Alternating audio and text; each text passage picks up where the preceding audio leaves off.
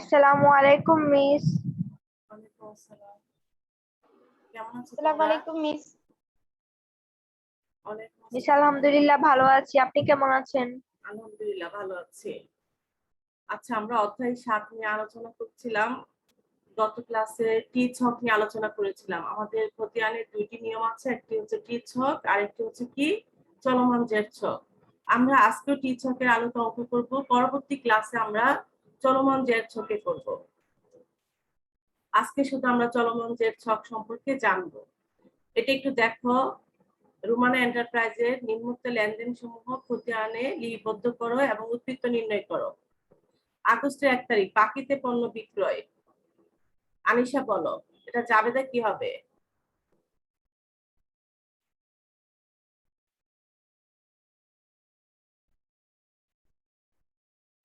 আনিশা শুনতে পাচ্ছ মা? জি মিস। বলো, বাকিতে পণ্য বিক্রয়, এটা জাবেদা কি হবে?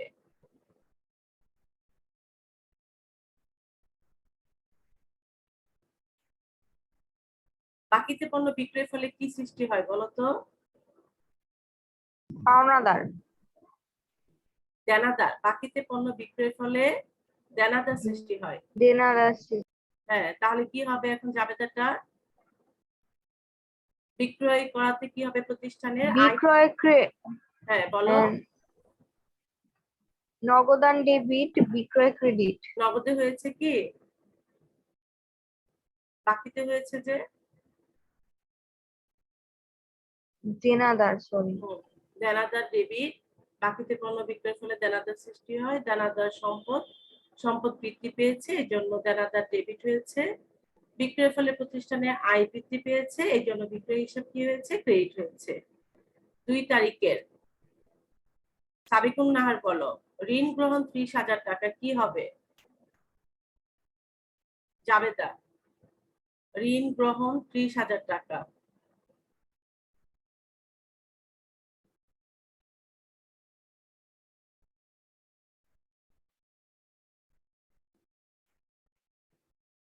তোমাদের মতো অন্য কেউ বলতে পারবে? ঋণ গ্রহণ ৩০,০০০ টাকা, জাবেদা কি হবে?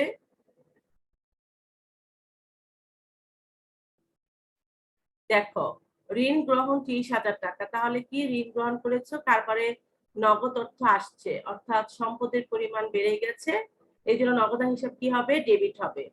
ঋণ নিয়েছো, ঋণের টাকা কি করতে হবে? পরিশোধ করতে হবে। ঋণের টাকা যেহেতু পরিশোধ করতে হবে, অর্থাৎ তাহলে দায় বৃদ্ধি পেয়েছে। আমরা জানি দায় বৃদ্ধি পেলে কি হয়? ক্রেডিট হয়। তাহলে ঋণ হিসাব হবে কি? ক্রেডিট। নগদান হিসাব ডেবিট, ঋণ হিসাব ক্রেডিট।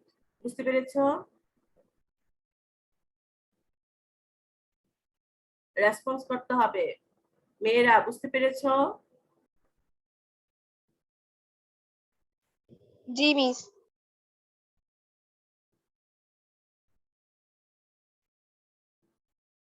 এখন বলো, ৬ তারিখে ব্যাংকে জমা দান কি হবে জাবেদা?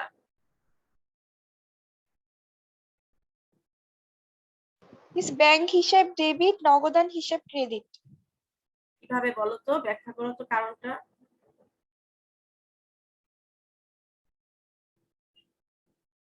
মিস ব্যাংকে জমা দেওয়ার কারণে ব্যাংকের টাকা বৃদ্ধি পাবে আর নগদ টাকা কমার জন্য নগদান হিসাব ক্রেডিট। হ্যাঁ, সম্পদ একদিকে বৃদ্ধি পেয়েছে, আরেকদিকে হ্রাস পেয়েছে। হ্রাস পেয়ে। জি ধন্যবাদ। মিস। পণ্য ফেরত পাওয়া গেল ২০০০ টাকা, কি হবে? পণ্য ফেরত পাওয়া গেল। পণ্য ফেরত পাওয়া গেল মানে কি? তার মানে হচ্ছে তুমি বিক্রয় করেছিলে, সেই বিক্রয়কৃত পণ্য ফেরত আসবে।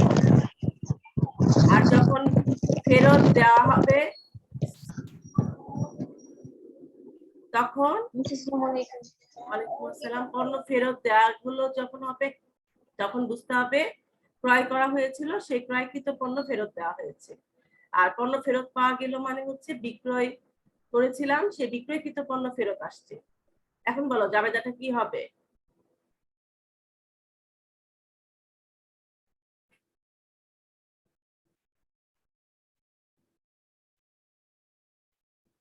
পণ্য বিক্রয় করলে যে দেনাদার কি হয়? দেনাদার সৃষ্টি হয় বাকিতে পণ্য বিক্রয় করলে, এবং দেনাদার যখন পণ্য ফেরত আসবে তখন দেনাদারের পরিমাণ কমে যাবে, অর্থাৎ সম্পদ হ্রাস পাবে। তখন দেনাদার হিসাব কি হয়ে যাবে? ক্রেডিট হয়ে যাবে। আর বিক্রয় করার ফলে কি হয়, আয় বৃদ্ধি পায়, তখন বিক্রয় হিসাবটা ক্রেডিট হয়। যখন বিক্রয়কৃত পণ্য ফেরত আসবে তখন আয়ের পরিমাণ কি হয়ে যাবে, কমে যাবে, আয় হ্রাস পাবে, তখন কি হবে, ডেবিট হবে। এক্ষেত্রে বিক্রয় ফেরত হিসাব ডেবিট, দেনাদার হিসাব ক্রেডিট। সবাই বুঝতে পেরেছো জাবেদাটা?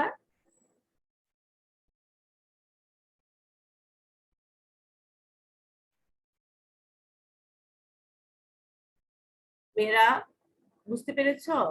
পণ্য ফেরত পাওয়া গেলে দেনাদারের পরিমাণ কমে যাবে, তখন দেনাদার হিসাব, ওয়ালাইকুম আসসালাম, দেনাদার হিসাব কি হবে, ক্রেডিট হবে। আর পাশাপাশি বিক্রয়কৃত পণ্য ফেরত আসলে আয়ের পরিমাণও কমে যাবে, এই জন্য বিক্রয় ফেরত হিসাব ডেবিট হবে। সবাই বুঝতে পেরেছো? জি মিস।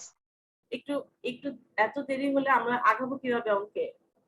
দেনাদার হতে প্রাপ্তি, দেখো দেনাদারের কাছ থেকে যখন টাকা পাওয়া যাবে তখন দেনাদারের পরিমাণ কি হয়ে যাবে, যখন দেনাদারের কাছ থেকে পাবো, দেনাদার তো সম্পদ, যখন টাকা পেয়ে যাব তখন দেনাদারের পরিমাণ কমে যাবে।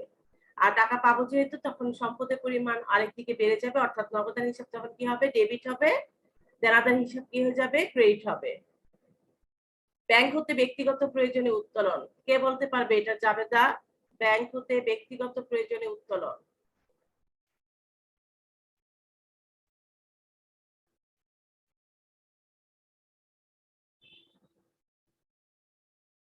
ব্যাংক হতে ব্যক্তিগত প্রয়োজনে উত্তোলন,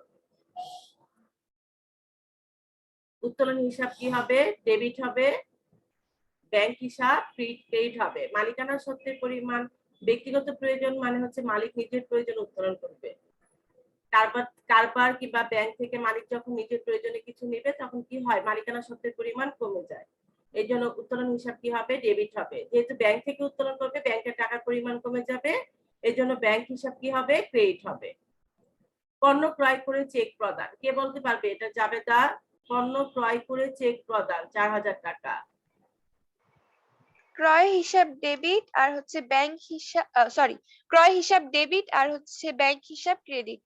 ধন্যবাদ। ক্রয় হিসাব ডেবিট, ব্যাংক হিসাব ক্রেডিট। যেহেতু চেকের মাধ্যমে পণ্য ক্রয় করা হয়েছে, এখানে যদি নগদে হতো তখন নগদান হিসাব ক্রেডিট হতো, যদি বাকিতে হতো তখন পাওনাদার হিসাব ক্রেডিট হতো। আর ক্রয় তো খরচ, খরচ বৃদ্ধি পেলে ডেবিট হবে। 25 তারিখে জাবেদা বলো, বিক্রয় 12,000 টাকা কি হবে?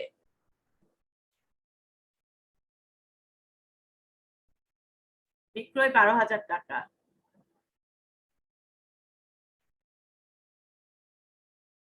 ক্রয় বিক্রয়, ধরো ক্রয় 10,000 টাকা, বিক্রয় 10,000 টাকা বা 12,000 টাকা, যাই থাকুক না কেন এরকম লেনদেন হলে সবসময় ধরে নেবে নগদে। যতক্ষণ না বাকিতে কথা উল্লেখ না থাকবে ততক্ষণ এই লেনদেনটাকে নগদে ধরতে হবে।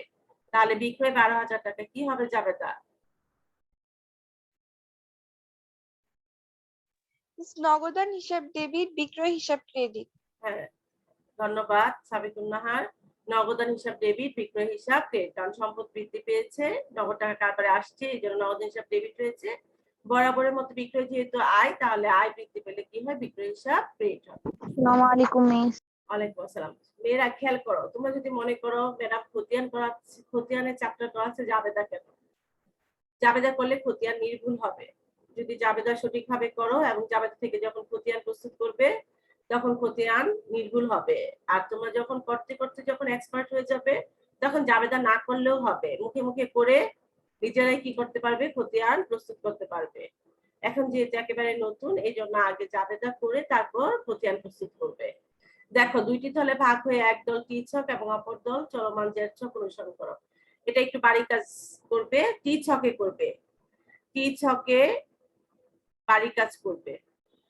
তাহলে এখানে কি কি হবে খতিয়ান খেয়াল করো, বিক্রয় হিসাব হবে, একটু লিখে নাও, বিক্রয় হিসাব, দেনাদার হিসাব, ঋণ হিসাব, নগদান হিসাব, ব্যাংক হিসাব, বিক্রয় ফেরত হিসাব, উত্তোলন হিসাব, ক্রয় হিসাব, এই হচ্ছে আমাদের খতিয়ান। জাবেদা করে তারপর কোন কোন হিসাবে খতিয়ান প্রস্তুত করতে হবে সেগুলো বের করে বাড়ি কাজ করবে, এটা বাড়ির কাজ রইল। তারপর খেয়াল করো চলমান জের ছক, দেখো ছকটা কিভাবে। এখানে দেখো বিক্রয় হিসাব 20,000 টাকা, যে ডেবিট উদ্বৃত্তের ঘরে থাকবে 20,000 টাকা। তারপর দেখো এখানে একটা উদাহরণের মাধ্যমে দেখানো হয়েছে আশাপত্র হিসাব দেখো ক্রেডিট দিকে 15,000 টাকা। ডেবিট থেকে আমরা ক্রেডিট টাকাটা কি করব মাইনাস করব। 15,000 টাকা মাইনাস করার পর তারপর রয়ে গেল ডেবিট থেকে কত উদ্বৃত্ত 5,000 টাকা।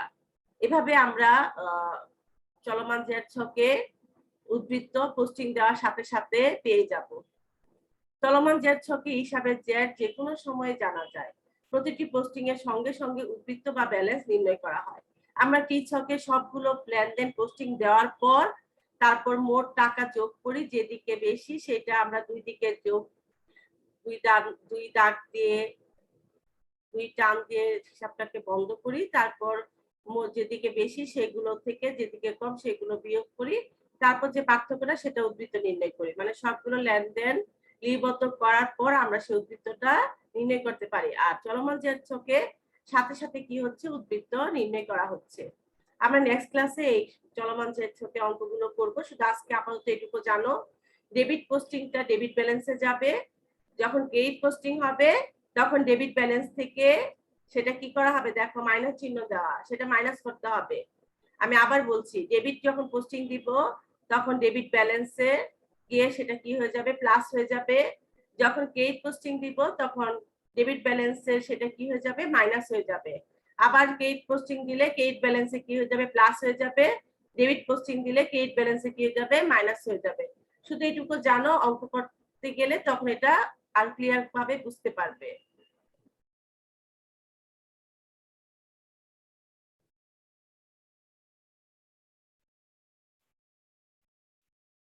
সবাই এখন খাতা বইটা সামনে রাখো। দেখো আমাদের 1 নম্বর সৃজনশীল প্রশ্ন। সাবিকুন্নাহার পড়ো। স্ক্রিনে দেখতে পাচ্ছ মেয়েরা? জি মিস। আচ্ছা শোনো, তোমরা চ্যাট বক্সে মাত্র 5 জনের নাম রোল দিয়েছো। যারা জয়েন হয়েছে প্রত্যেকের নাম রোলটা চ্যাট বক্সে দিয়ে দাও। ঠিক আছে, এখন দেখো সৃজনশীল প্রশ্নটা পড়ো সাবিকুন্নাহার। ওকে মিস। ঢাকার নিরাময় ফার্মা এর 2017 সালের জানুয়ারি মাসের কতিপয় লেনদেন নিম্নরূপ। জানুয়ারি 1, নগদ 55,000 টাকা, 50,000 টাকার কম্পিউটার, 30,000 টাকা মূল্যের বিক্রয়যোগ্য ঔষধ নিয়ে ব্যবসায় শুরু করা হলো। জানুয়ারি 3, জাহান ড্রাগস হতে ওষুধ ক্রয় 80,000 টাকা। জানুয়ারি 7, পুরাতন একটি প্রিন্টার মেশিন বিক্রয় 3,200 টাকা। জানুয়ারি 18, মেয়াদ উত্তীর্ণের কারণে জাহান ড্রাগসের ওষুধ ফেরত 6,000 টাকা। জানুয়ারি 27, নগদে ওষুধ বিক্রয় 1,40,000 টাকা। ঠিক আছে, ধন্যবাদ। দেখো আমাদের উপযুক্ত তথ্য হতে প্রারম্ভিক মূলধনের পরিমাণ নির্ণয় করো। আমরা জানি প্রারম্ভিক মূলধনের সূত্রটা, কেউ বলতে পারবে তোমাদের মধ্যে প্রারম্ভিক মূলধন আমরা কিভাবে নির্ণয় করি? অধ্যায় 3-এ আমরা জেনেছি প্রারম্ভিক মূলধনের পরিমাণ নির্ণয়।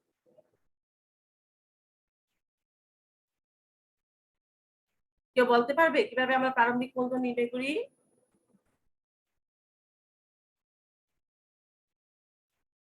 ঠিক আছে, আমি একটু মনে করে দিচ্ছি। জি মিস। বলো।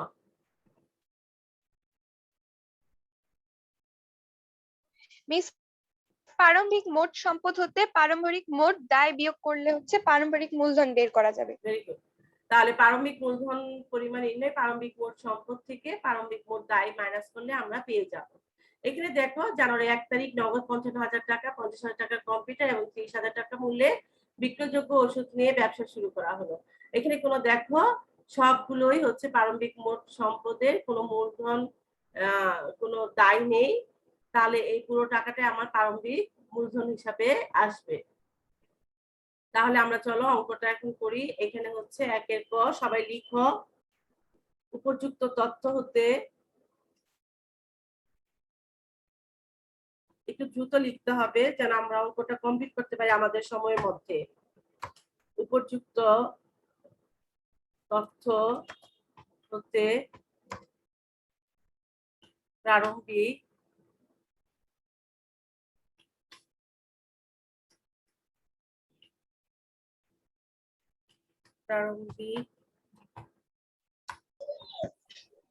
মূলধনের পরিমাণ নির্ণয়।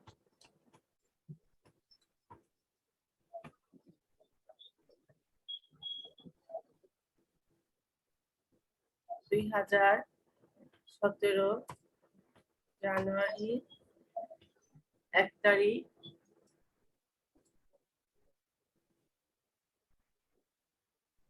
দেখো নগদান লিখবো আমরা, নগদ টাকা। কম্পিউটার কি হবে? কম্পিউটার হিসাবের নামটা কি হবে? কে বলতে পারবে? কম্পিউটার হিসাবের অফিস নাম সরঞ্জাম ভেরি হিসাব। গুড, অফিস সরঞ্জাম হবে। আর মূল্যের বিক্রয়যোগ্য ওষুধ যেটা বিক্রয় করা হবে সেই উদ্দেশ্যে কোনো পণ্য কিনা হলে সেটা ক্রয় হিসাবে আসবে। তাহলে নগদ অফিস সরঞ্জাম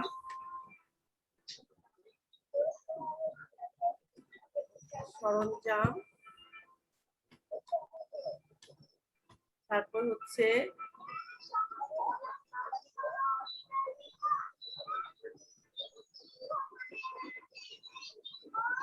ক্রয়।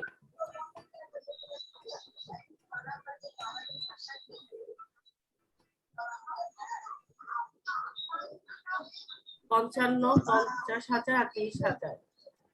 55,000, 50,000, 30,000। দেখো তো যোগ করে কত আসে?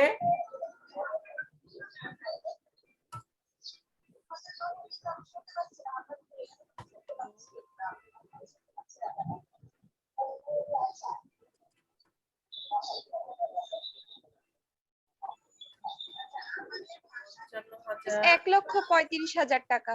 আচ্ছা, ধন্যবাদ। 1,35,000 টাকা।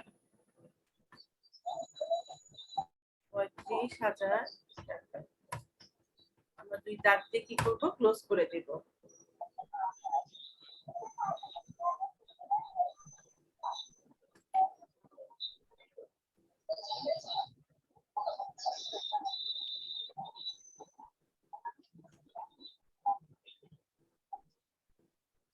প্রারম্ভিক মূলধনের মোট পরিমাণ হচ্ছে কত? 1,35,000 টাকা। উত্তর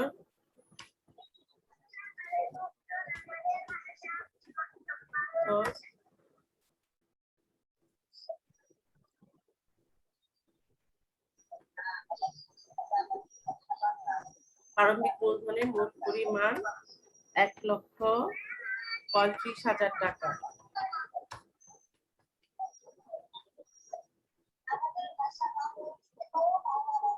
দেখো খ প্রশ্নে এখন কি বলছে? খ প্রশ্নে বলছে জানুয়ারি 3 থেকে জানুয়ারি 27 তারিখের লেনদেনের সাধারণ জাবেদা দেখাও। আমরা এখন অঙ্কটাতে একটু আসি। দেখো জানুয়ারি 3 তারিখে জাহান ড্রাগস হতে ওষুধ ক্রয় 80,000 টাকা।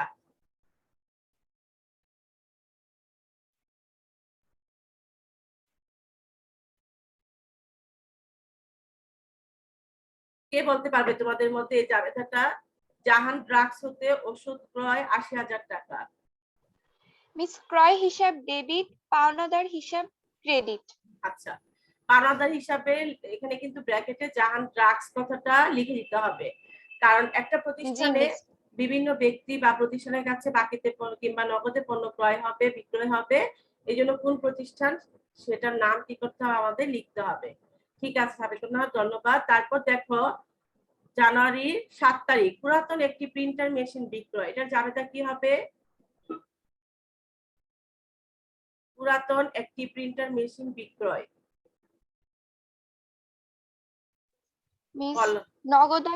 নগদান হিসাব হচ্ছে ডেবিট আর অফিস সরঞ্জাম হিসাব ক্রেডিট। হ্যাঁ, প্রিন্টার মেশিনের হিসাবের নাম হচ্ছে অফিস সরঞ্জাম হিসাব। তাহলে জানুয়ারির আমাদের 3 তারিখে আমরা কি পেলাম? প্রথম ক্রয় হিসাব, সবাই একটু লিখে নাও। ক্রয় হিসাব ডেবিট, ক্রয় হিসাব ডেবিট।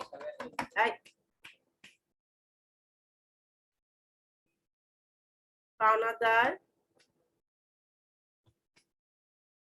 পাওনাদার, অথবা কি লিখতে পারো, প্রদেয় হিসাব, জাহান ড্রাগস।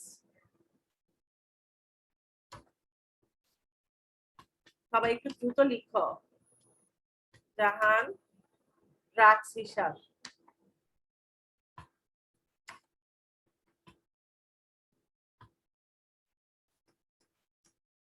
জাহান ড্রাগস আমরা ব্যাকে রাখবো, রেখে লিখবো হিসাব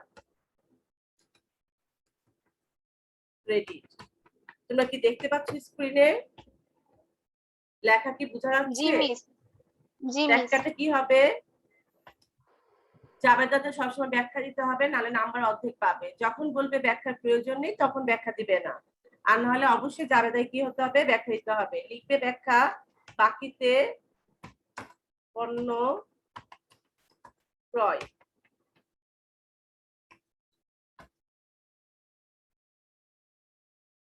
মিস ব্যাখ্যা যদি দেয়া লাগে তাহলে তো প্রশ্নে উল্লেখ করা থাকবে, তাই না? না, জাবেদা বললেই ব্যাখ্যা সহ জাবেদা দিবে, আর যখন প্রশ্নে বলবে যে ব্যাখ্যার প্রয়োজন নেই তখনই ব্যাখ্যা দিবে না। সবাই ক্লিয়ার? জি মিস। আমাদের কত টাকা বিক্রয়? ৮০,০০০ টাকা।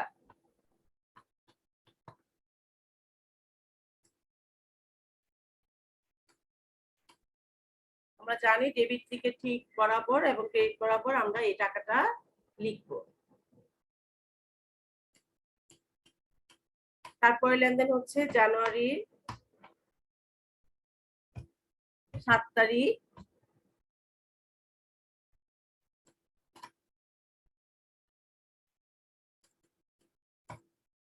প্রিন্টার মেশিনের বিক্রয়, তাহলে কি হবে জাবেদাটা বলেছো? নগদান হিসাব ডেবিট, তারপর অফিস সরঞ্জাম হিসাব Very good. ক্রেডিট। অফিস সরঞ্জাম হিসাব ক্রেডিট।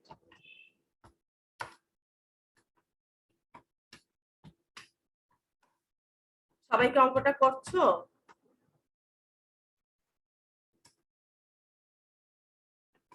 জি মিস।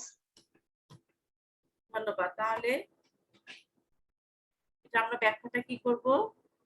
প্রিন্টার মেশিন বিক্রয়, পুরাতন প্রিন্টার মেশিন বিক্রয়।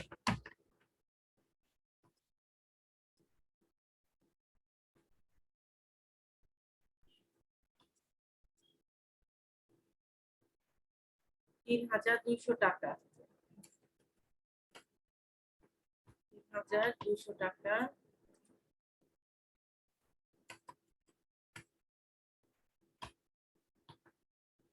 তারপর আসো প্রশ্নে। ৭ তারিখ গেল, এখন হচ্ছে 18 তারিখ। আমরা এখানে কি দিয়েছিলাম? 7 তারিখ, হ্যাঁ। তারপর 18 তারিখ দেখো, মেয়াদ উত্তীর্ণের কারণে জাহান ড্রাগসকে ঔষধ ফেরত ৬,০০০ টাকা। এটা জাবেদা কি হবে? মেয়াদ উত্তীর্ণের কারণে জাহান ড্রাগসকে ওষুধ ফেরত ৬,০০০ টাকা।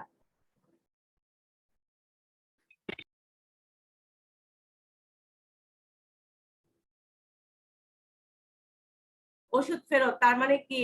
ওষুধ ফেরত, জাহান ড্রাগসকে ওষুধ ফেরত দেওয়া হয়েছে, তার মানে ক্রয়কৃত পণ্য ফেরত দেওয়া হয়েছে।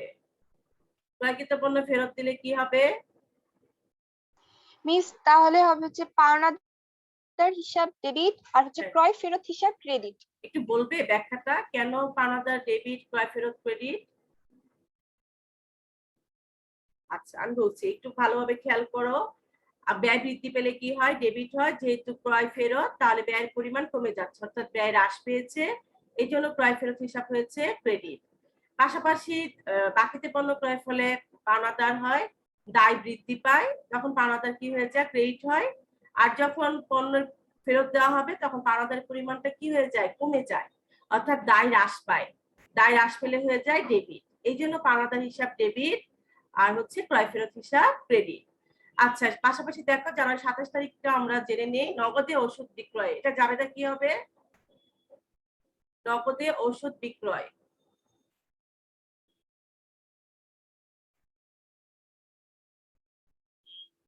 একটু দ্রুত বলতে হবে। নগদে ঔষধ বিক্রয়। নগদান হিসাব ডেবিট, বিক্রয় হিসাব ক্রেডিট।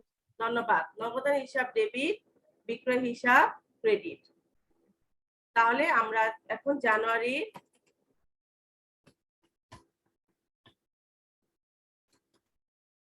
27 তারিখে 18 তারিখে আগে লেনদেনটি পোস্টিং দিব।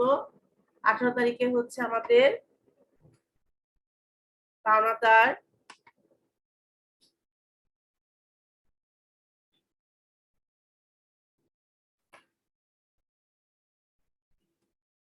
পাওনাদার জাহান ড্রাগস হিসাব কি হয়ে যাবে?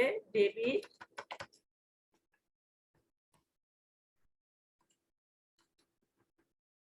ক্রয় হিসাব ক্রয় ফেরত হিসাব।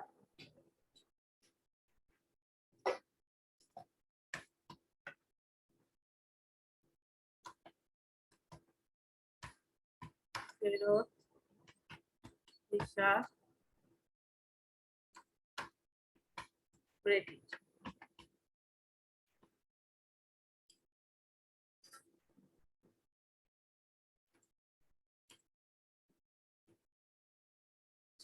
টাকা।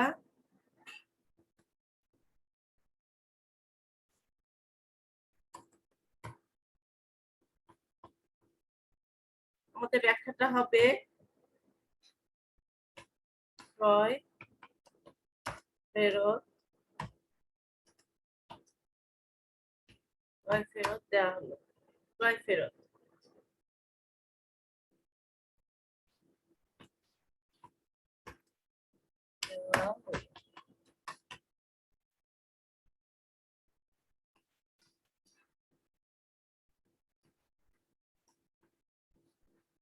তারপর জানুয়ারি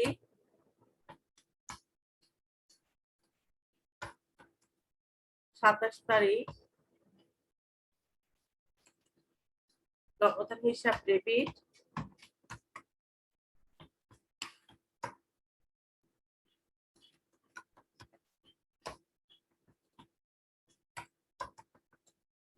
বিক্রয় হিসাব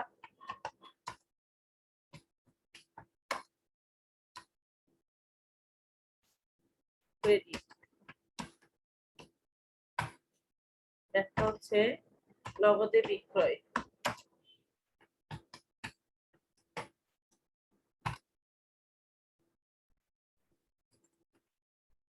$1,40,000।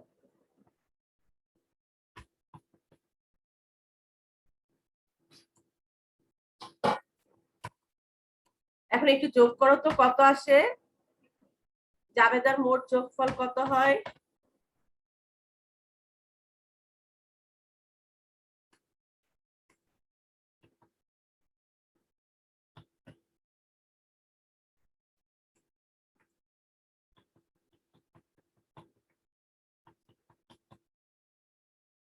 সবাই একটু যোগ করে দেখো তো জাবেদার মোট যোগফল কত হয়?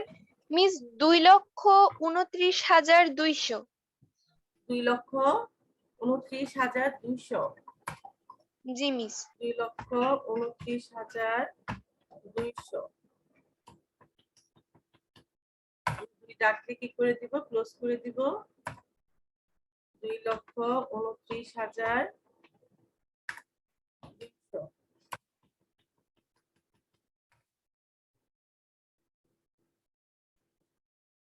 আমরা এখানে লিখবো মোট।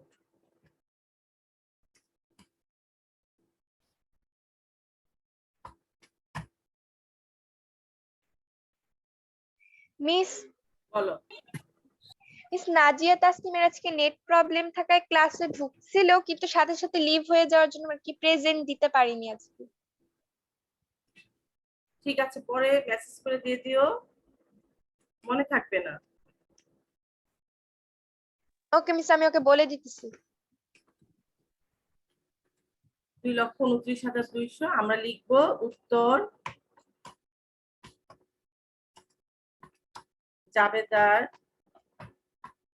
জাবেদার মোট যোগফল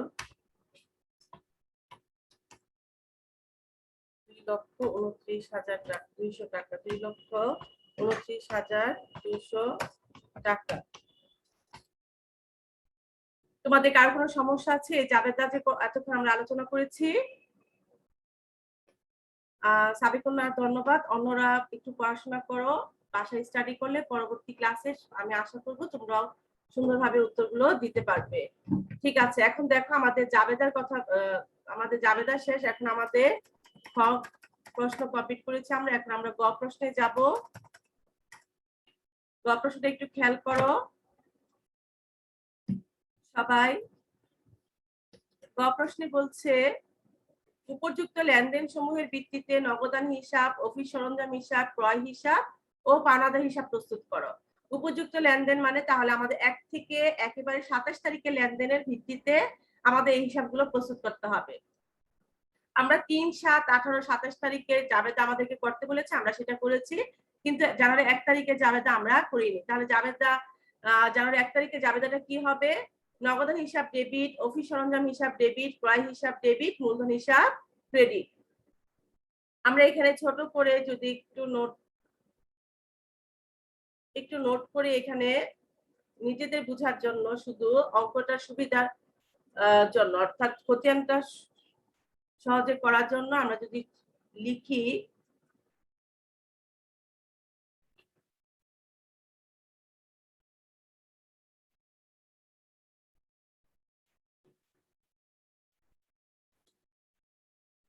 নগদান হিসাব ডেবিট, অফিস সরঞ্জাম হিসাব ডেবিট, ক্রয় হিসাব ডেবিট, মূলধন হিসাব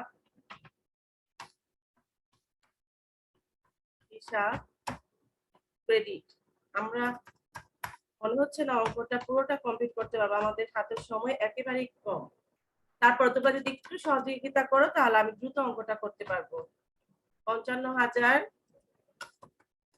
50,000,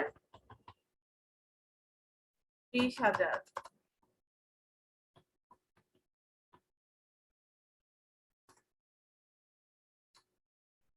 মূলধন হচ্ছে আমাদের 1,35,000। এখন আসো, আমাদের প্রথমেই বলছে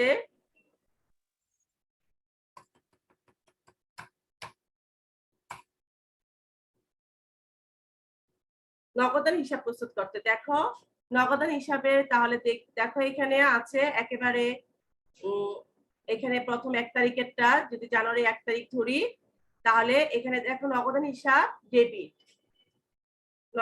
নগদান হিসাব। আমি একটু সংক্ষেপে হিসাবগুলো লিখে নিচ্ছি, তখন লেখা হয়নি। হিসাব, ক্রয় হিসাব। তাহলে দেখো নগদান হিসাব ডেবিট, আমরা নগদানের খতিয়ান প্রস্তুত করছি নগদান হিসাবে। তাহলে নগদান হিসাব ডেবিট, আমরা ডেবিট দিকে লিখবো কি হিসাব নামে? কে বলতে পারবে বলো তো? কি হিসাব নামে লিখবো? গত ক্লাসে বলেছি যে হিসাবের উদ্বৃত্ত নির্ণয় করব সেই হিসাবের বিপরীত হিসাব নামটা দেখো নগদান হিসাব ডেবিট, বিপরীত হিসাব নাম কি আছে? মূলধন হিসাব। এবং নগদে দেখো টাকা কত আছে? 55,000।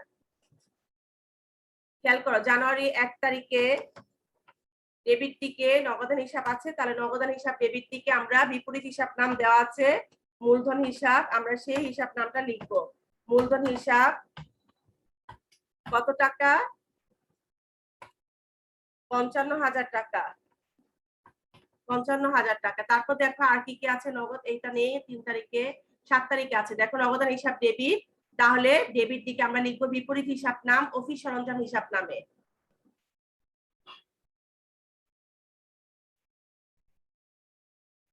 তাহলে জানুয়ারি 7 তারিখে অফিস সরঞ্জাম হিসাব নামে আসবে।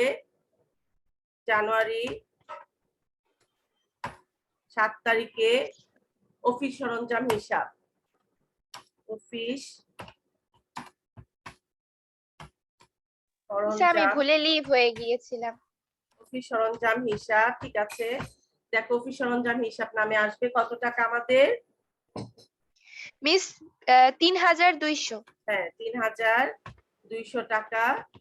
তারপর দেখো নগদান আর কি আছে এখানে দেখো 27 তারিখে নগদান হিসাব ডেবিট, তাহলে ডেবিট দিকে আসবে কি হিসাব নামে?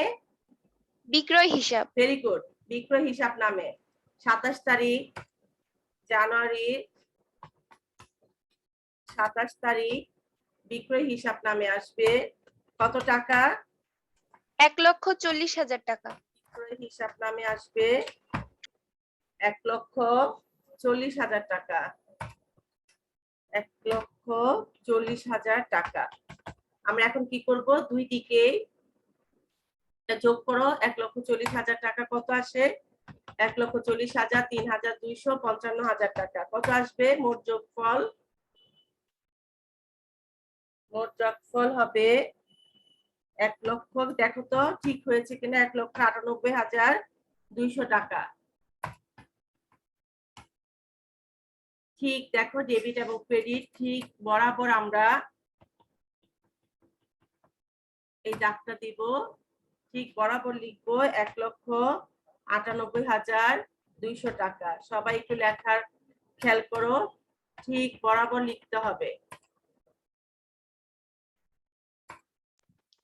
দেখো ঠিক বরাবর লিখেছি। এখন দেখো জানুয়ারি মাসের শেষ তারিখ হচ্ছে 31 তারিখ, এখানে আমরা ব্যালেন্স সিডি পার্থক্যটা, ব্যালেন্স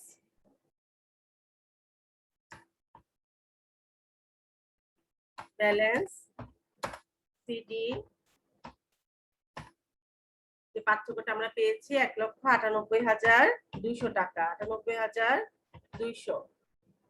এখন এটা আমরা জানুয়ারি, পরবর্তী মাস হচ্ছে ফেব্রুয়ারি, আমরা ফেব্রুয়ারি সংক্ষেপে লিখি। ফেব্রুয়ারি 1 তারিখে সেটা হয়ে যাবে ব্যালেন্স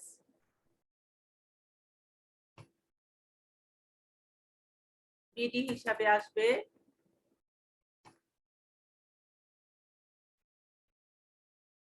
ব্যালেন্স বিডি হিসাবে আসবে আমাদের সেই 1,98,200 টাকা। 1,98,200। এই হচ্ছে আমাদের নগদান হিসাবের উদ্বৃত্তের পরিমাণ। এখন আমাদেরকে বলছে অফিস সরঞ্জাম হিসাব। দেখো অফিস সরঞ্জাম হিসাব আমরা পেয়েছি 1 তারিখে ডেবিট, তাহলে ডেবিট দিকে কি হিসাব নামে আসবে? কি হিসাব নামে আসবে? বিপরীত হিসাব নাম, মূলধন হিসাব নামে আসবে। কত টাকা আসবে? 50,000 টাকা আসবে। জানুয়ারি 1 তারিখ মূলধন হিসাব, মূলধন হিসাব 50,000 টাকা। তারপর দেখো অফিস সরঞ্জাম আমাদের কি আছে এখানে, দেখো অফিস সরঞ্জাম হিসাব ক্রেডিট, তাহলে ক্রেডিট দিকে কি তাহলে হিসাব? নগদান হিসাব আসবে। Very good. 7 তারিখে ক্রেডিট দিকে, 7 তারিখে ক্রেডিট দিকে নগদান হিসাব নাম অর্থাৎ বিপরীত হিসাব নাম নামে আসবে। নগদান হিসাব কত টাকা? 3,200 টাকা। 3,200 টাকা। দেখো জাবেদার আর অফিস সরঞ্জাম হিসাব নামে আর কোনো লেনদেন নেই। তাহলে আমরা এখন কি করব? এই 50,000 টাকা, সবাই খেয়াল করো, এই 50,000 টাকা আমরা যে দিকটা বেশি সেটাই, 50,000 টাকা বেশি, আমরা এই 50,000 টাকা দুই দিকেই ক্লোজ করব।